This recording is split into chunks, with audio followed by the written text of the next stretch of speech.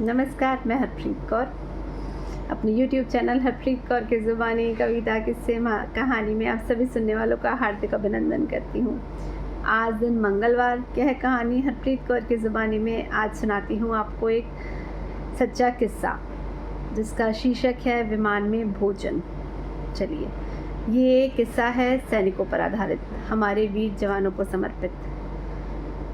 विमान में भोजन। मैं अपनी सीट पर बैठा था दिल्ली के लिए उड़ान भरते हुए। लगभग 6 घंटे की यात्रा थी। मैंने सोचा था एक अच्छी किताब पढ़ूंगा और 1 घंटा सो लूँगा, लेकिन टेक ऑफ से ठीक पहले लगभग 10 सैनिक आए और मेरे आसपास की सीटों पर बैठ गए। यह देखकर मुझे रोचक लगा, तो मैंने बगल में बैठे एक सैनिक से पूछा, आप कहाँ जा रहे हैं?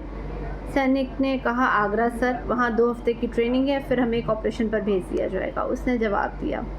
1 घंटा बीत गया। एक घोषणा हुई, जो यात्री चाहे उनके लिए लंच उपलब्ध है। मैंने भी सोचा खरीद लेता हूँ, अभी लंबा सफ़र बाकी है, शायद मुझे भी खा लेना चाहिए। जैसे ही मैंने वॉलेट निकाला तो मैंने सैनिकों की बातचीत सुन ली। चलो हम भी लंच ले लें, एक ने कहा। नहीं यार, यहाँ बहुत महंगा है, ज़मीन पर उतरकर किसी ढाबे में खा लेंगे। दूसरे ने कहा, ठीक है। पहला बोला। मैं चुपचाप एयर होस्टेस के पास चला गया और मैंने कहा, इन सभी को लंच दे दीजिए और मैं सबका भुगतान करूँगा।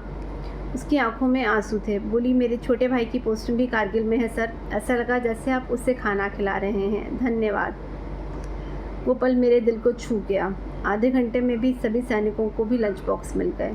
खाना ख़त्म करने के बाद मैं फ़्लाइट के पीछे वॉशरूम गया। पीछे से सीट से एक वृद्ध मेरे पास आए। बोले, मैंने सब देखा बेटा, आप सराहना के पात्र हैं। उन्होंने हाथ बढ़ाते हुए कहा कि मैं भी इस पुण्य में भाग लेना चाहता हूँ, और उन्होंने चुपचाप 500 रुपये का नोट मेरे हाथ में रख दिया। मैं वापस अपनी सीट पर आ गया और आधे घंटे बाद विमान का पायलट तक मेरी सीट पर आ गया। सीट नंबर देखता हुआ, मैं आपसे हाथ मिलाना चाहता हूँ। वह मुस्कुराया। मैं खड़ा हुआ। उसने हाथ मिलाते हुए कहा, मैं भी कभी फाइटर पायलट था, तब किसी ने यूं ही मेरे लिए भोजन खरीदा था। वो प्यार का प्रतीक था जो मैं कभी नहीं भूला। आपने वही याद ताज़ा कर दी।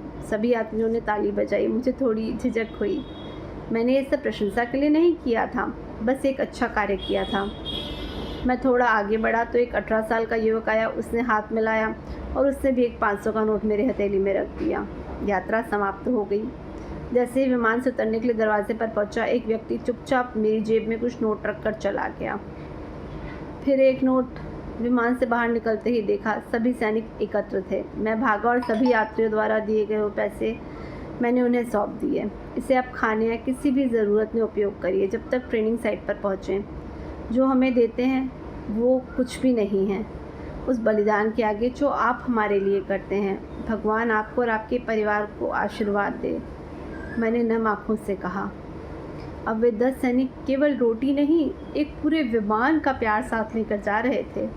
मैं अपनी कार में बैठा और चुपचाप प्रार्थना की, हे प्रभु, इन वीर जवानों की रक्षा करना जो इस देश के लिए जान देने को तैयार रहते हैं।